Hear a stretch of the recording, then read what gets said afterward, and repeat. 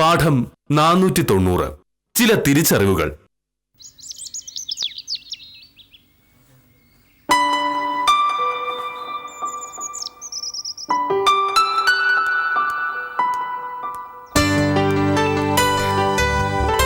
മോഹനേട്ടാ, ഒരു സംഭവം അറിഞ്ഞോ? സുധാകരൻ കൊലക്കേസ് പ്രതിക്ക് വേണ്ടി ഹാജരാകുന്നത് വിശ്വനാഥ സാറാ.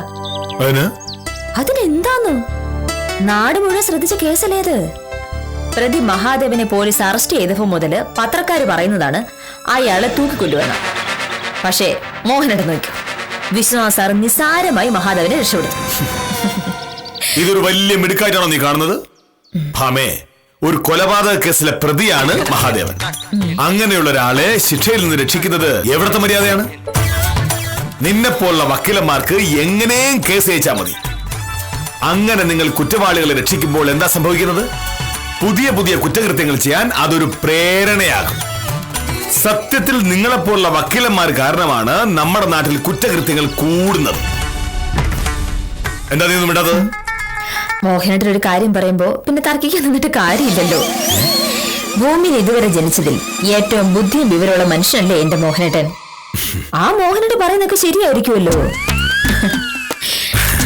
അത്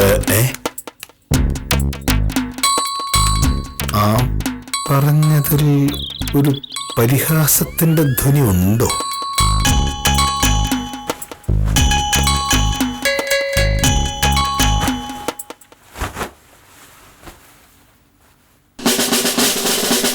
നീ എന്നെ കളിയാക്കിട്ട് പോകുന്നതാണെന്ന് എനിക്ക് മനസ്സിലായി. പക്ഷേ അതുകൊണ്ട് ഒരു കാര്യമില്ല. അത് കൊള്ളാം. മോഹനേട്ടൻ പറഞ്ഞതൊക്കെ സമ്മതിക്കില്ലേ ഞാൻ ചെയ്തത്? അതെങ്ങനെ കളിയാക്കലാവും? ഭമേ, നിന്റെ മനസ്സിൽ വേറെന്തോ ആണെന്ന് എനിക്ക് മനസ്സിലായി. പക്ഷെ അതെന്റെ അടുത്ത് വേണ്ട. എന്തിനാ മോഹനേട്ടൻ ഇങ്ങനെ ഇല്ലാക്കാരെ പറഞ്ഞ് തർക്കിക്കുന്നേ? ഇന്ന് അവധിയല്ലേ? വെറുതെ എന്നോട് വഴക്കുണ്ടാക്കാതെ മോഹനേട്ടൻ എന്നെ ഒന്ന് സഹായിച്ചൂടെ? എന്ത് സഹായം? ഇന്ന് മോഹനേട്ടനെ ഷർട്ട് മുണ്ടുക. അവധി കിട്ടുമ്പോ മോഹനേട്ടൻ ഇതൊക്കെ ഒന്ന് തേച്ചു വെച്ചാൽ എന്താ? എനിക്കതൊരു സഹായാവില്ലേ? എനിക്ക് മാത്രമല്ലല്ലോ, നിനക്കും അവധിയല്ലേ? നിനക്കൂടെ വേറെ എന്താ ജോലി? എനിക്ക് എന്തുമാത്രം ജോലിയുണ്ട്. ഞാൻ വേറൊരു ആവശ്യം പറഞ്ഞില്ലല്ലോ. മോഹനേട്ടൻ ഷർട്ട് മുണ്ടും തേക്കാനല്ലേ പറഞ്ഞുള്ളൂ. ഭാമേ, ഭർത്താവിന്റെ ഷർട്ട് മുണ്ടും അലക്കുന്നതും തേക്കുന്നതും ഭാര്യയുടെ ജോലിയാണ്. നമ്മുടെ നാട്ടിലെ സ്ത്രീകൾ നൂറ്റാണ്ടുകളായി ചെയ്തുകൊണ്ടിരിക്കുന്ന ഒരു കാര്യം നീയായിട്ട് മാറ്റാൻ നോക്കുന്ന എന്തിനാണ്? അത് ശരിയാ. അല്ലെങ്കിൽ തന്നെ എനിക്ക് ഇതിൽ എതിർപ്പുണ്ടാകേണ്ട കാര്യം എന്താ? ഞാൻ തേച്ചോളാം. മോഹനേട്ടൻ ചായ വേണ്ടേ? മോഹനേട്ടൻ അടുക്കളയിലേക്ക് വരുന്നോ അതോ ഞാൻ ചായ ഇങ്ങോട്ട് കൊണ്ടുവരണോ? ഞാൻ ചായ എടുക്കട്ടെ കേട്ടോ. ഇതിലെന്തോ കുഴപ്പമുണ്ട്. ഇവൾ വീണ്ടും കളിയാക്കിട്ട് പോയതാണോ? എനിക്ക് ഇവിടെ അറിയണമല്ലോ.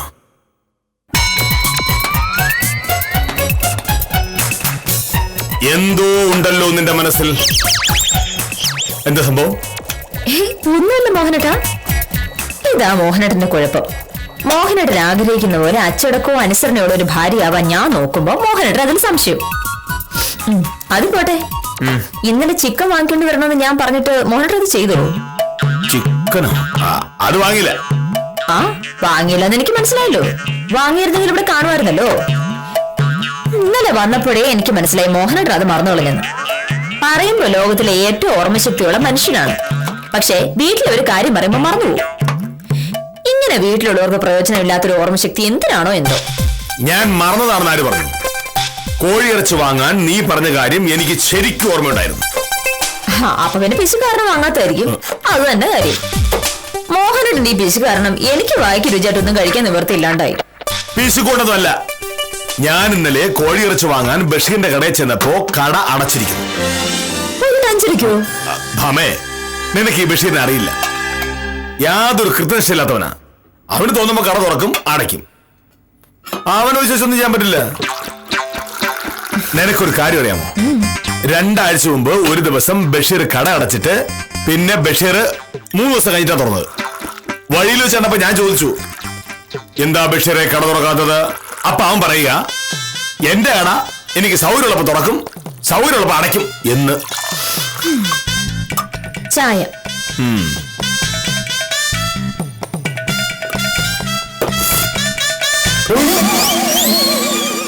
എന്താ വേണ്ട?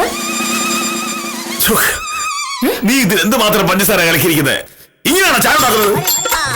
ഭാമേ പലവട്ടം ഞാൻ പറഞ്ഞിട്ടുണ്ട്, നിന്റെ ഈ ശ്രദ്ധയില്ലായ്മ കാരണം ഈ വീട് മൂടിയൊന്ന്. അടുത്ത 1 മാസത്തേക്കുള്ള പഞ്ചസാരയാണ് നീ ഇതിനകത്ത് കലക്കി കുടി വെച്ചിരിക്കുന്നത്. ഈ ചായ എനിക്ക് വേണ്ട.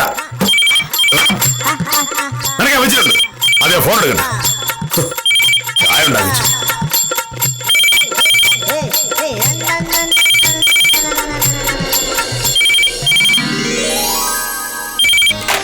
ഹലോ. അതെ, മോഹനേഷ. എന്താ കാര്യം? അത് നടക്കില്ല എന്ന് ഞാൻ പറഞ്ഞാണല്ലോ. എന്ന് പറഞ്ഞാൽ എങ്ങനെയാ? ചെയ്യാൻ പാടില്ലാത്ത കാര്യങ്ങൾ മോഹനേഷൻ ചെയ്യില്ല.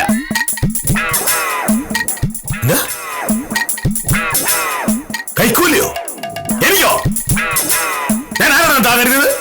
ഈ പറഞ്ഞത് തോമസ് കുട്ടി ഫോണിൽ പറഞ്ഞത് കൊണ്ട് രക്ഷപ്പെട്ടു. എന്റെ കൺമുന്നിൽ വന്ന് ഇത് വല്ലതും പറഞ്ഞ അട്ടിച്ച് തന്റെ പല്ല് താഴെടും. അഹങ്കാരി. എന്നോടുള്ള വഴക്ക് കഴിഞ്ഞപ്പോ നാട്ടുകാരടായോ? എന്താണ് സാറിന്റെ ഉദ്ദേശം? എങ്ങനെയായിരിക്കും? പുളിക്കല തോമസ് കുട്ടി ഒരു കൈവശ അവകാശ സർട്ടിഫിക്കറ്റുള്ള അപേക്ഷ തന്നിരുന്നു. അപ്പോഴേ ഞാൻ പറഞ്ഞിരുന്നു നടക്കില്ല എന്ന്. സർവേ നമ്പറിലെ തെറ്റ് തിരുത്താതെ കൈവശ അവകാശ സർട്ടിഫിക്കറ്റ് തരാൻ പറ്റില്ല എന്ന് ഞാൻ തീർത്തു പറഞ്ഞതാ. ഇപ്പൊ തോമസ് കുട്ടി വിളിച്ച് പറയുക എനിക്ക് കൈക്കൂലി തരാമെന്ന്. അവൻ എന്താ വേണ്ടത്?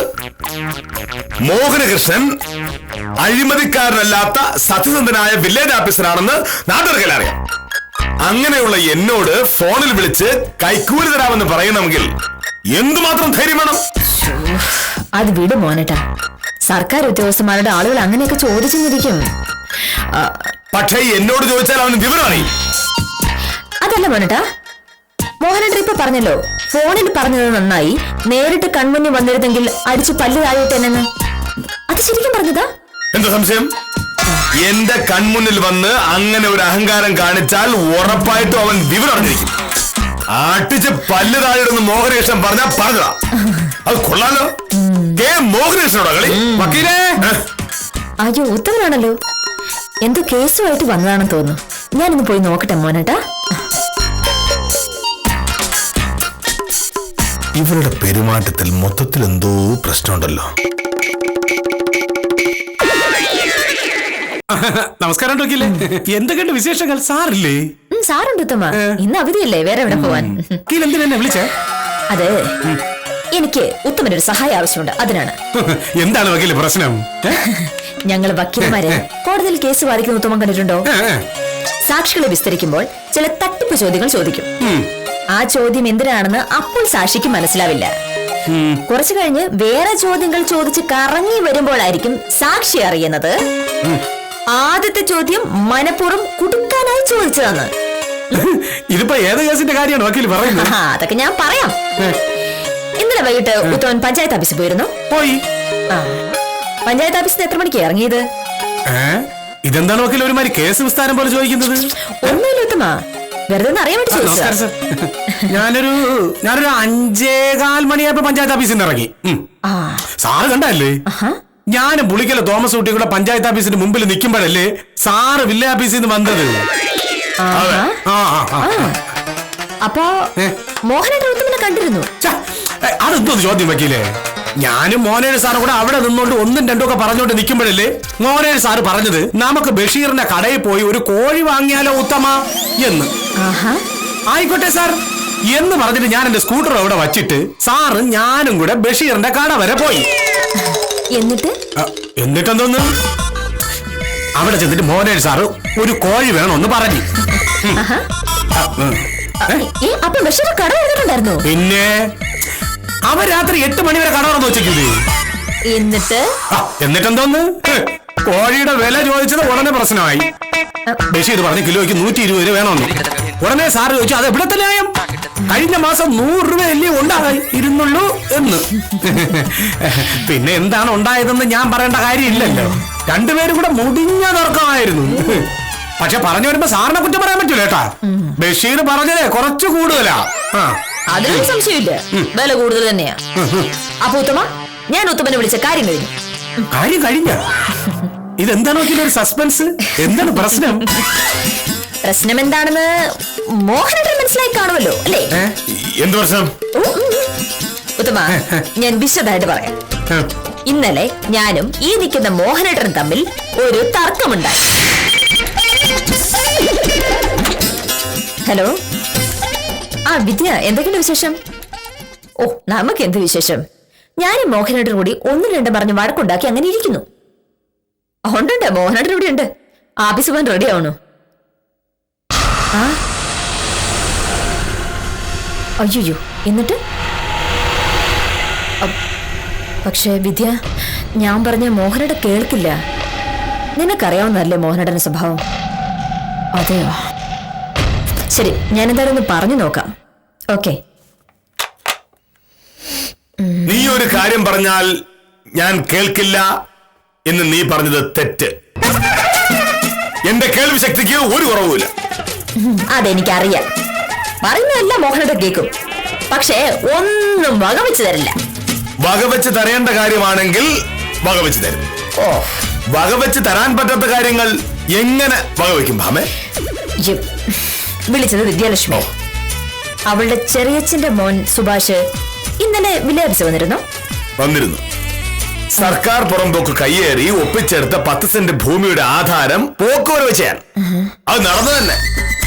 ഇനി ആ ആവശ്യവും പറഞ്ഞ് വില്ലേജ് ഓഫീസിന്റെ പരിസരത്തെങ്ങാണ് അവൻ വന്ന വിദ്യാലക്ഷ്മിക്ക് ഒരു കേസായി എന്ന് കൂട്ടിക്കും. അവന് ജാമ്യം തിറങ്ങണ്ടേ?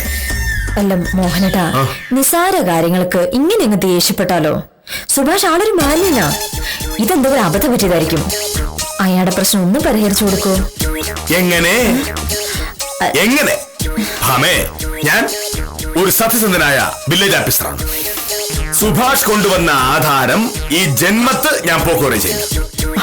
അതല്ല മോഹനേട്ടാ, അവൻ വിദ്യാലക്ഷ്മിയുടെ അനിയനല്ലേ. ഞാൻ വിദ്യ തമ്മിലോട് അടുപ്പം മോഹനേട്ടൻ നന്നായിട്ട് അറിയാവുന്നതല്ലേ. വിദ്യക്ക് വില്ലേജ് ഓഫീസിൽ ആവശ്യം വരുമ്പോ എന്നോടല്ലാതെ വേറെ ആരോടാ പറയുക? വില്ലേജ് ഓഫീസിലെ ആവശ്യങ്ങൾ വില്ലേജ് ഓഫീസറോട് പറയണം. വില്ലേജ് ഓഫീസറുടെ ഭാര്യയോട് പറഞ്ഞിട്ട് കാര്യമൊന്നുമില്ല. എനിക്ക് വേണ്ടി മോഹനേട്ടൻ ഇതൊന്ന് സാധിച്ചു കൊടുത്തേ പറ്റൂ.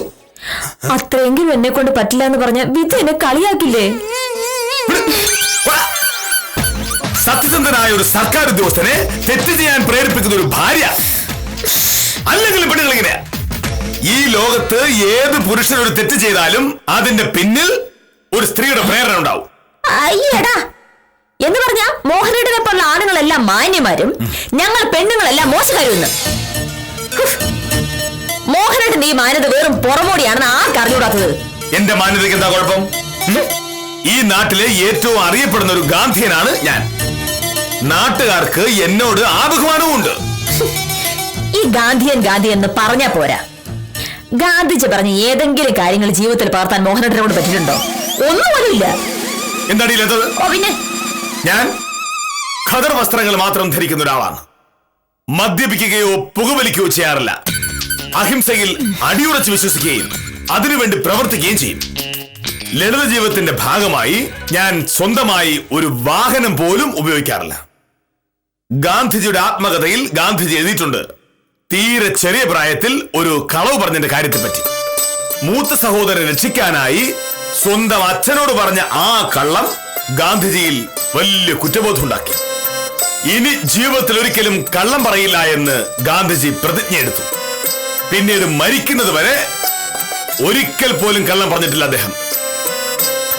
അതുപോലെ തന്നെയാണ് മോഹനകൃഷ്ണൻ.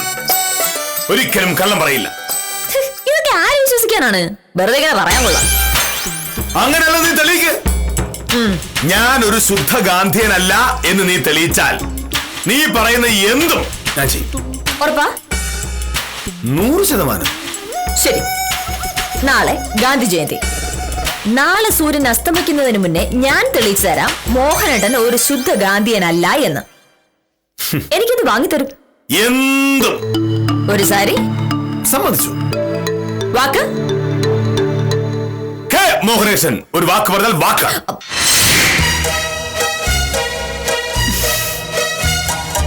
വാക്ക് പറഞ്ഞ മോഹനകൃഷ്ണൻ സാറ് വാക്ക് മാറി. അപ്പൊ ഇനി എന്ത് ചെയ്യണം ഉത്തമ? വാക്ക് മാറിയ? എനിക്ക് മനസ്സിലായില്ല വക്കീലേ.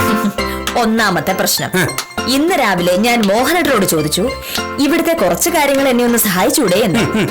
അപ്പോൾ മോഹനേട്ടൻ പറഞ്ഞത് എന്താണെന്നറിയാമോ? ഇന്ന് അവധിയല്ലേ, വെറുതെ എന്നോട് വഴക്കുണ്ടാക്കാതെ മോഹനേട്ടൻ എന്നെ ഒന്ന് സഹായിച്ചൂടെ? എന്ത് സഹായം? ഇത് മോഹനേട്ടന് ഷർട്ട് മുണ്ടുവാ. അവധി കിട്ടുമ്പോ മോഹനേട്ടൻ ഇതൊക്കെ ഒന്ന് തേച്ചു വെച്ചാൽ എന്താ? എനിക്കതൊരു സഹായാവില്ലേ? എനിക്ക് മാത്രമല്ലല്ലോ, നിനക്കും അവധിയല്ലേ? നിനക്കൂടെ വേറെ എന്താ ജോലി? എനിക്ക് എന്തുമാത്രം ജോലിയുണ്ട്. ഞാൻ വേറൊരു ആവശ്യം പറഞ്ഞില്ലല്ലോ. മോഹനേട്ടന് ഷർട്ട് മുണ്ടും തേക്കാനല്ലേ പറഞ്ഞുള്ളൂ. ഭാമേ, ഭർത്താവിന്റെ ഷർട്ടും മുണ്ടും അലക്കുന്നതും തേക്കുന്നതും ഭാര്യയുടെ ജോലിയാണ്. നമ്മുടെ നാട്ടിലെ സ്ത്രീകൾ നൂറ്റാണ്ടുകളായി ചെയ്തുകൊണ്ടിരിക്കുന്ന ഒരു കാര്യം നീയായിട്ട് മാറ്റാൻ നോക്കുന്ന എന്തിനാണ്? സ്വയം പര്യാപ്തത എന്ന ഗാന്ധിയൻ ശീലം മോഹനേട്ടനുണ്ടെന്നാണ് ഇന്നലെ പറഞ്ഞത്. പക്ഷേ വില്ലേജ് ഓഫീസിലേക്ക് നടന്നു പോകുന്നത് മാത്രമാണ് സ്വയം പര്യാപ്തത എന്ന് പറഞ്ഞാൽ പറ്റുമോ? അവനവന്റെ ഷർട്ടും മുണ്ടും അവനവൻ തന്നെ അലക്കി തേച്ചിടുന്നതല്ലേ സ്വയം പര്യാപ്തതയുടെ ആദ്യത്തെ ലക്ഷണം.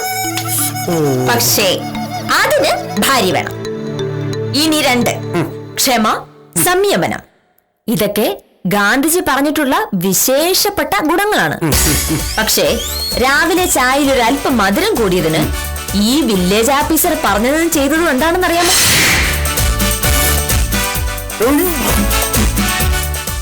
എന്താ പറഞ്ഞിട്ടാ? നീ ഇതിൽ എന്തുമാത്രം പഞ്ചസാര കലക്കിയിരിക്കുന്നത്? ഇങ്ങനെയാണോ ചായ ഉണ്ടാക്കുന്നത്? ഭമേ, പലവട്ടം ഞാൻ പറഞ്ഞിട്ടുണ്ട്, നിന്റെ ഈ ശ്രദ്ധയില്ലായ്മ കാരണം ഈ വീട് മൂടി വന്ന്. അടുത്ത 1 മാസത്തേക്കുള്ള പഞ്ചസാരയാണ് നീ ഇതിനകത്ത് കലക്കി കുടി വെച്ചിരിക്കുന്നത്. ഈ ചായ എനിക്ക് വേണ്ട. ഇതാണ് ഗാന്ധിയൻ ശീലങ്ങൾ. ചായയിൽ ഞാൻ മനഃപൂർവ്വം പഞ്ചസാര കൂട്ടിയിട്ട് ഈ വില്ലേജ് ഓഫീസറെ കുടുക്കി പിടിച്ചതാണെന്നുള്ള കാര്യം പാവം വില്ലേജ് ഓഫീസർക്ക് മനസ്സിലായില്ല. അത് കഴിഞ്ഞ് പുളിക്കിലെ തോമസ് കുട്ടി വിളിച്ച് മോഹനേട്ടന് കൈക്കൂലി കൊടുക്കാമെന്ന് പറഞ്ഞതിന് ഈ മോഹനേട്ടൻ ഇനി പറയാൻ ബാക്കിയൊന്നുമില്ല. തോമസ് കുട്ടിയെ തല്ലി പല്ല് താഴിടുമെന്ന് പറഞ്ഞു ഇല്ലേ? അതല്ല മോനേട്ടാ, മോഹനേട്ടൻ ഇപ്പൊ പറഞ്ഞല്ലോ ഫോണിൽ പറഞ്ഞത് നന്നായി, നേരിട്ട് കൺമുന്നിൽ വന്നിരുന്നെങ്കിൽ അടിച്ചു പല്ല് താഴിട്ടെന്ന്. അത് ശരിക്കും പറഞ്ഞതാ? എന്താ സംശയം? എന്റെ കൺമുന്നിൽ വന്ന് അങ്ങനെ ഒരു അഹങ്കാരം കാണിച്ചാൽ ഉറപ്പായിട്ടും അവൻ വിവരം അറിഞ്ഞിരിക്കും. ആട്ടിച്ച് പല്ല് താഴെടുന്ന് മോഹനകൃഷ്ണൻ പറഞ്ഞാ പറഞ്ഞതാ. അത് കൊള്ളാലോ. മോഹനകൃഷ്ണനോടാ കളി.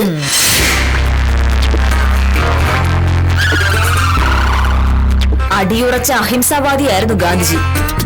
അഹിംസ എന്നാൽ ഒരാളെ കൊല്ലാതിരിക്കുക എന്നത് മാത്രമല്ല, ചിന്ത കൊണ്ടോ പ്രവൃത്തി കൊണ്ടോ വാക്കുകൊണ്ടോ പോലും ഒരാളെ ആക്രമിക്കുന്നത് ഹിംസയാണ്. തോമസ് കുട്ടിയെ കൺമുന്നിൽ കിട്ടിയാൽ തല്ലും എന്ന് തന്നെയാണ് മോഹനേട്ടൻ പറഞ്ഞത്. അതെന്താ ഗാന്ധിസമാണ്?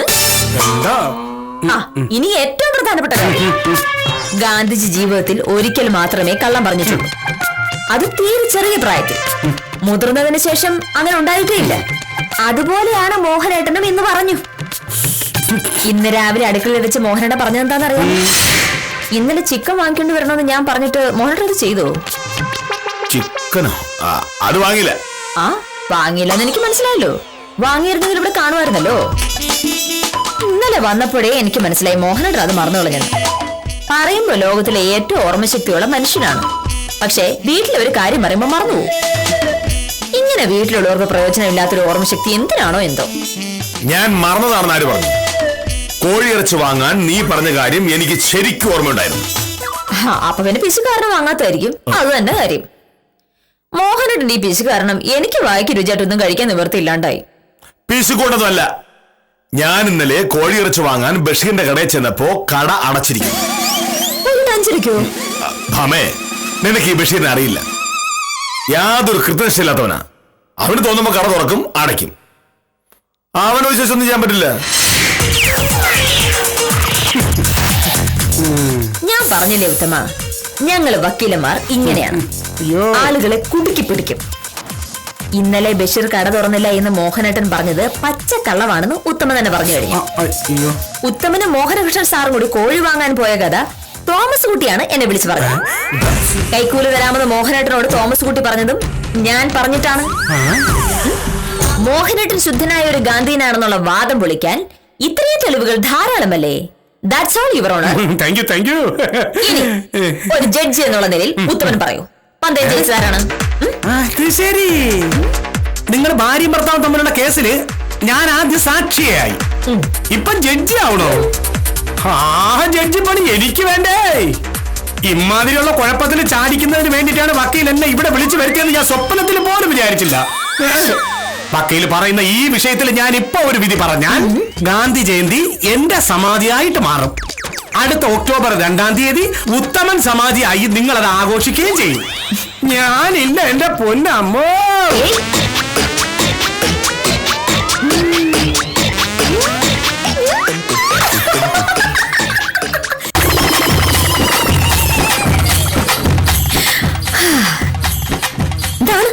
വീർപ്പിച്ചിരിക്കുന്നത്. രാവിലെ മോഹനേട്ടൻ പറഞ്ഞു ഞങ്ങൾ വക്കീലന്മാർക്ക് ബുദ്ധിയില്ല, നുണ പറഞ്ഞാണ് കോടതിയിൽ ഓരോരോ കേസുകൾ ജയിക്കുന്നതെന്ന്. ഇപ്പോ ഈ കേസ് ജയിക്കാനായി ഞാൻ നുണ പറയുകയായിരുന്നില്ല, ബുദ്ധി ഉപയോഗിക്കുകയായിരുന്നു. ഇത് ബുദ്ധിയല്ല, കുബുദ്ധി. എന്ത് ബുദ്ധിയായാലും ഞാൻ കേസ് ജയിച്ചല്ലോ. ഇനിയിപ്പോ അതിന്റെ ബാക്കി ചടങ്ങുകളിലേക്ക് കടന്നാലോ? മോഹനേട്ടാ മോഹനേട്ടാ ഒക്കെ ഞാൻ വെറുതെ പറഞ്ഞതല്ലേ. എന്റെ മോഹനേട്ടൻ അങ്ങനെ മോശക്കാരനാണെന്ന് കാണിക്കാനൊന്നും അല്ല ഞാൻ അങ്ങനെ പറഞ്ഞത്. മോഹനേട്ടൻ ഒരു ഗാന്ധിയൻ തന്നെയാണ്. മോഹനേട്ടൻ പറഞ്ഞതുപോലെ ലളിതമായി ജീവിക്കുന്ന, കള്ളു കുടിക്കാത്ത, പുക വലിക്കാത്ത വേറെ എത്ര പേരുണ്ട് നമ്മുടെ നാട്ടില്? മോഹനേട്ടന്റെ ജീവിതത്തിൽ ഇതുവരെ 10 പൈസ കൈക്കൂലി വാങ്ങിയിട്ടില്ല. ഒരഴിമതിക്ക് കൂട്ടു നിന്നിട്ടുമില്ല. വില്ലേജ് ഓഫീസർ എന്ന സ്ഥാനം ഉപയോഗിച്ച് കഴിയാവുന്നിടത്തോളം വരെ സഹായിച്ചിട്ടുണ്ട്. ഇതൊക്കെ വേറെ ആരെ കൊണ്ട് പറ്റും? പിന്നെ ഗാന്ധിയനാവാനല്ലേ പറ്റൂ, ഗാന്ധിജി ആവാൻ പറ്റുമോ? മോഹനേട്ടൻ ശ്രമിച്ചത് ഗാന്ധിജി ആവാനാ. അതൊന്നും നമ്മൾ സാധാരണ മനുഷ്യരെ കൊണ്ട് പറ്റുന്നല്ലോ മോഹനേട്ടാ. ആരെ കൊണ്ടും പറ്റില്ല. അതുകൊണ്ടല്ലേ ഐൻസ്റ്റീൻ പറഞ്ഞത് മജ്ജയോടും മാംസത്തോടും കൂടി ഇങ്ങനൊരു മനുഷ്യൻ ജീവിച്ചിരുന്നു എന്ന് പറഞ്ഞാൽ അടുത്ത തലമുറ വിശ്വസിക്കില്ല എന്ന്. അതവിടെ നിൽക്കട്ടെ, നമ്മുടെ കാര്യത്തിൽ തീരുമാനം ഉണ്ടാവണമല്ലോ. പന്തയത്തിൽ ഞാൻ ജയിച്ച സ്ഥിതിക്ക് എന്റെ സാരിയുടെ കാര്യത്തിൽ തീരുമാനം ഉണ്ടാവും. ഒരു സാരി വാങ്ങി തന്നേക്കാം, പ്രശ്നം തീർന്നല്ലോ. ഒരു ഖദർ സാരി. ഖദറോ? ഞാൻ ഒരു ഗാന്ധിയനാണ്, അപ്പൊ എനിക്ക് ഖദർ സാരിയല്ലേ വാങ്ങാൻ പറ്റൂ. പിന്നെ രാവിലെ പറഞ്ഞതിൽ ഒരു കാര്യം മാറ്റി പറയണം. ഏത് കാര്യം? എല്ലാ വക്കീലന്മാരും കള്ളന്മാരാണെന്ന് പറഞ്ഞില്ലേ, അതൊന്നും തിരുത്തി പറയണം. എനിക്ക് വേണ്ടിയല്ല.